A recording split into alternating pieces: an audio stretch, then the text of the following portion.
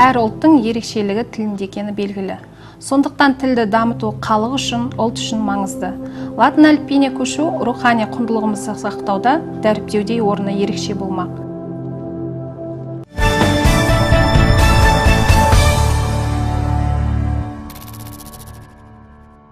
Мұғалімдердің білім жетілдіру институтының бір ерекшелігі, бізде мемлекеттік тапсырыс бойынша жаңартылған білім беру бағдарламасы бойынша мұғалімдердің курстары бар.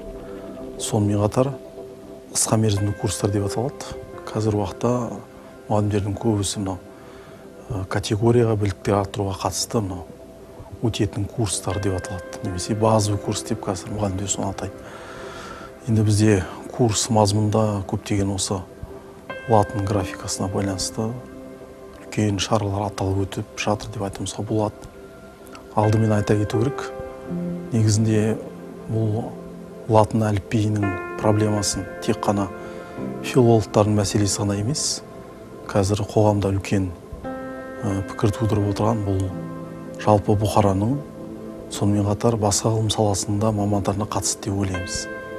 Мысалы айтатын болсақ, қазір педагогтар да, жұмысшылар да, экономистер де, заңгерлер де, бәріне де қатысты мәселе деп білеміз. Біздің мемлекетіміздің тарихында КСРО кезеңінде сіздер жақсы білесіңдер, бұл 29 жыл мен 40 жылдың аралығында осы алғашқы қайраткерлердің негізі салған осы латын графикасы болатын. Соның негізінде біздің ұлттық төл жазуымызда көптеген еңбектер қазір бар. Өкінішке орай оның көбісі архивтерде, сирек қолжазбалар қорында сақтаулы. Оны егер шындап барып біз қазіргі тұрғыдан кішкене қарап, ден қойып, зейін қойып оқысақ түсінуге болады. Бәріміз түсінікті, дұрыс жазуға ыңғайлы, қолданысқа бір сөзбен айтқанда бәрімізге де тиімді болатын осы графика қажет. Өздеріңізге белгілі 1929-1940 жылдарда қазақ елінде латын әліпбиі қолданыста болған. Сол кезеңдерде түркі тілдес халықтардың ортақ әліпбиін жасау жөніндегі комиссияға Нәзір Төреқұлов төрағалық еткен болатын. Көрнекті қайраткер араб әліпбиінен латын әліпбиіне көшуді жақтаған. Тіпті орталық баспа басқармасының төрағасы ретінде қазақ тілінде Темір Қазық атты журнал шығаруды ұйымдастырып, тіпті орталық баспа басқармасының төрағасы ретінде қазақ тілінде Темір Қазық атты журнал шығаруды ұйымдастырып, оған Әлихан Бөкейханов, Ахмет Байтұрсынов, Мағжан Жұмабаев секілді қазақ зиялыларын тартқан. Нәзір Төреқұлов қазақ жұртының Азияға яки Европаға бет алыс жолын тілге тиек етіп, концептуалды уәжін көлденең тартқан болатын. Оның ойынша, қазақ-қырғыз енді терезесі тең, ел болам десе, күнбатыспен жақындасады. Нәзір Төреқұлов латын әліпбиінің телеграф, типография, жазу машинасы сықылды нәрселер үшін қолдануға оңай екендігін дәлелдеген болатын. 1929 жылы 7 тамызда жаңа әліпби туралы қаулы шығарылып, латын әліпбиіне көшу науқанына ресми мәртебе берілді. Мерзімді баспасөзде латын қарпі мәдениет қарпы, төңкеріс қарпы, мәдениетке, өркениетке жеткізетін еңбекшілер құралы делінсе, түзетілген араб қарпі, яғни төте жазу, дін жолындағы қаріпке теңеліп, байларды, молдаларды, алпауыттарды жақтаушы қаріп ретінде қараланды. Алаш қайраткерлерінің ұстанған бағыт негізіндегі біз латын графикасын қолданысқа енгізетін болсақ, біз ойлаймыз, Нұрүстін Нұрболар ет алдағы уақытта сол алаш қайраткерлерінің еңбектеріміз ғылыми айналымға енгізер еді деп. Бұл кезде латын графикасын кімдер енгізді, оның қандай қажеттілігі болды деген сұрақтар туындауы мүмкін. Енді әртүрлі пікірлер бар, мысалы Ахмет Байтұрсынов деп айтады, Халел Досмұхамед дегенде пікірлер бар, бірақ біз кеше жақында бір еңбектерді оқып қарағанымызда, ішінде Нәзір Төреқұлов деген біздің қоғам қайраткері, қазақтың біртуар ұлы, алаш қайраткерінің осы сол кезде сол емленің негізі автор екені туралы біз мәліметтер таптық. Қоғам қайраткері КСРОның алғашқы жылдарында біздің жас қазақ мемлекеті үшін сол кездегі жаңадан құрылған КСРО мемлекетінде адал қызмет еткен тұлға. Латын графикасына көшу жалпы 25 жылдары басталған екен, қызу талқылауға түсті.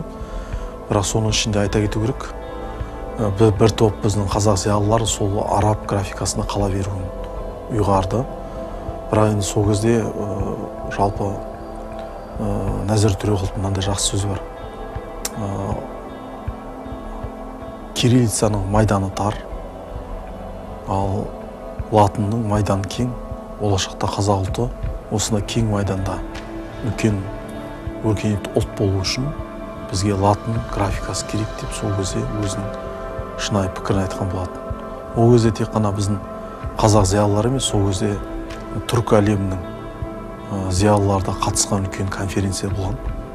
Татарстан, Башқұртстан, Әзербайжан, Баку қаласында. Сонда түркі әлемінің ғалымдарының ішінде осы сындарлы орын айтып, осы алғашқы осы латын графикасының өзінің нұсқасын ұсынған болатын.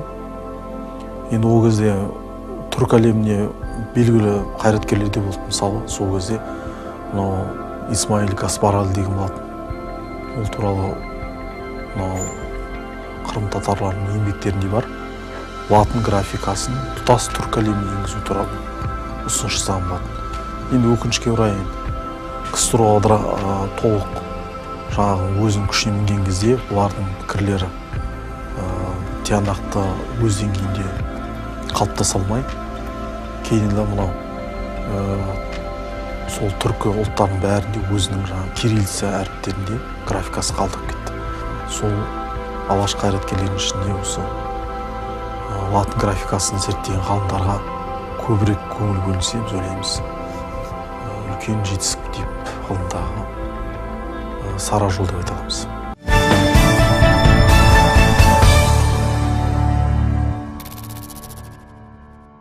19 маусым күні Өрлеу Ақтөбе облысы бойынша педагогикалық қызметкерлердің біліктілікті арттыру институтында латын әліпби қоғамдық сананың жаңғыруы тақырыбында пікірлесу алаңы өткізілген болатын. Шараға облыс педагогтары мен институттың профессор оқытушылар құрамы қатысты. Жер бетінде латын әліпби барлық салада қолданылатыны бәрімізге белгілі. Соның ішінде жаратылыстану білім салалары бойынша айтатын болсам, нақтырақ биология, химия, физика пәндерінің терминдері, ғылыми терминдері, соның ішінде химия, биология пәндерінің формулалары латын харіптерінің символдарымен бейнеленген. Дмитрий Иванович Менделеевтің периодтық жүйесінің өзі де элементтердің барлығы латын әріптермен бейнеленгендіктен жаңа әліпбиге көшу аясында химия пәнін оқыту кішкене жеңілдей түсетіні анық. Шара барысында оқытушыларға қазақ әліпбиін латын әріптеріне көшіру бойынша ақпараттық түсіндіру жұмыстары жүргізілді. Біздің Ақтөбе облысында латынға негізделген қазақ әліпбиіне сәйкес жұмысшы топ құрылған болатын. Институт директоры Нұргүл Молдабаевна сол жұмысшы топтың құрамында қызмет етеді. Сол біздің атқарылатын институттағы іс-шараларға арнайы жауапты тұлға бекітілген. Ол міндетті түрде сол шараларды жоспарлы түрде өткізіп, рухани жаңғырудың рух KZ сайтына, Ақтөбе Өрлеу сайтына, тағы да басқа бұқаралық ақпарат құралдарымен үнемі байланыс жасап, облыс педагогтерімен кешенді түрде іс-шараларды өткізіп тұрады.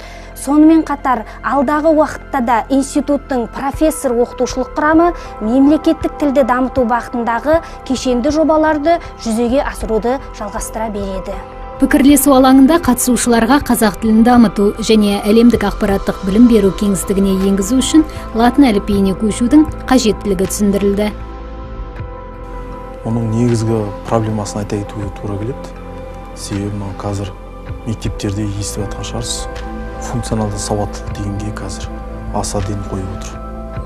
Ол деген сөз оқылым, жазылым, айтылым деген мәселені біздің мектептегі балаларымыздың бәрі соны жан-жақты талқылап, немесе біздің ұлттық тіліміздің негізгі колоритін сақтап, өзінің маңызды өзінің құндылықтарын өз деңгейінде қолданып отыр. Бір сөзбен айтқанда тіл тазалық. Жасыратын жоқ, жастардың арасында мысалы тілдік диалекттен де бөлек қазір мысалы жастардың тілі қалыптасып келе жатыр. Мысалы отырық, тұрық деп айтады, жүрік деп айтады, соңына дейін мысалы тілді жеткізе бермейді. Екінші мысалы мынау интернетте, желілердегі тілдердің көбісі жазылымда қате жазылымдар пайда болушы, қысқартып жазып кетеді. Түсініксіз өздерінің сөздер, ұғымдар пайда болды. Осылардан сақтану мақсатында біз ойлаймыз, осы латын графикасының қоғамдағы қажет тұсы байқалып отыр. Кездесулерде, бір конференцияда біз айтып жүрміз, осы латын графикасының кезінде Алаш қайраткерлері қолданған нұсқасын неге біз пайдаланбасқа деп. Немесе сол кішкене біз жетілдірсек, модернизацияласақ жақсы болар еді деп. Себебі мен алдында бір кітапханада ескі бір кітапты алып оқып қарағанда латын графикасымен сол кезінде мына Міржақып Дулатовтың жазған бір еңбек екен. Біршама түсініп, нақты оқып түсініп қалдым. Тілге ыңғайлы, жалпы түсінуге де жақсы анық берілген екен. Біз ойлаймыз, соны кішкене модернизацияласа, жетілдірсе, соны қазіргі қоғамға сәйкестендірсе дұрыс болар деп. Негізінде латын графикасына көшудің бірнеше қажеттіліктер болып отыр. Оның біріншісі жаңағы тіл тазалығы деп отырдық. Екіншісі мынау өркениеттікке қадам басу үшін қажет болып отыр. Себебі қазір түрк әлеміндегі интеграция процесі өте қарқынды жүруде. Соның ішінде мысалы біз айтуға болады, қазір осы түркі мемлекетінің ішінде дербес 6 мемлекет бар, тәуелсіздік алған. Және бірнеше автономиялық республикалар бар. Осылардың интеграциясы немесе түркі дүниесінің бір болуы үшін осы тілдің қажеттілік туындап отыр. Латын графикасы ол технология графикасы деп отыр. Себебі компьютерлік клавиатураларда, сосын халықаралық деңгейдегі бүкіл ақпарат құралдарының бәрінде де осы графиканың өрісі кең болып отыр. Сондықтан осы технологияны біз қалмау үшін алдағы уақытта осамыз. Алдағы уақытта біздің Қазақстанның осы 4G немесе цифрлы Қазақстан деп отыр, осыған енуімізге ықпалы бар. Одан кейін біз енді тарихи синкреттік деп атайды ғой. Өткенге қайта шығу үшін бұрынғы Алаш қайраткерлерінің сол ғылыми мұрасын қайта айналмай енгізу үшін осы тарихи мұрамыз деп айтуға болады. Сол латын графикасы негізінде сол мұраны қайта енгізуімізге біз қолдануымызға септігі бар. Біздің бауырларымыз бар, мысалы Европада, Түркияда солардың жалпы бұрынғы тілдік қатынастарда осы латын графикасымен қолданады. Солармен біз алдағы уақытта байланысымыз күшею үшін де, нығайту үшін де біздің осы латын графикасын орын бөлек деп ойлаймыз. Латын графикасын қазір уақытта әлемде 80%-ға жуық мемлекеттер пайдаланады деп отыр. 200 мемлекет бар десек, соның 80% осы латын графикасын қолданады. Ал қазір кириллицаның жалпы 12 мемлекет пайдаланады деп отыр. Демек біз сол мемлекеттермен бірге байланысты күшейту үшін және мемлекетіміздің алдағы уақытта біздің халқымыздың, балаларымыздың мынау кәсіби сауаттылық дейді, функционал сауаттылығын нығайту үшін де септігі зор.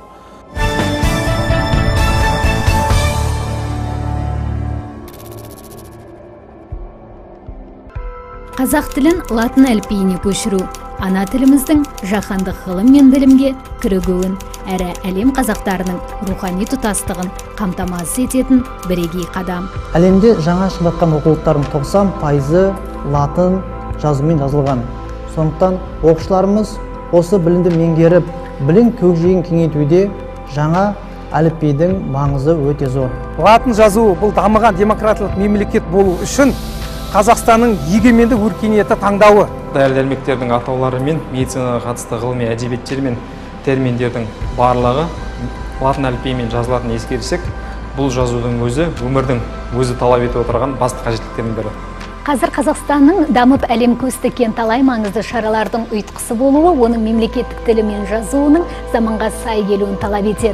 Шетелдермен түрлі саладағы байланыстың күшеюі себепті рәсімдеу құжаттарын жазуда да латын әліпбиінің қажеттілігі анық байқалады. Ендеше әлемдегі дамыған озық елдердің қатарынан көрінуіміз үшін латын әліпбиіне көшудің маңызы да зор болмақ.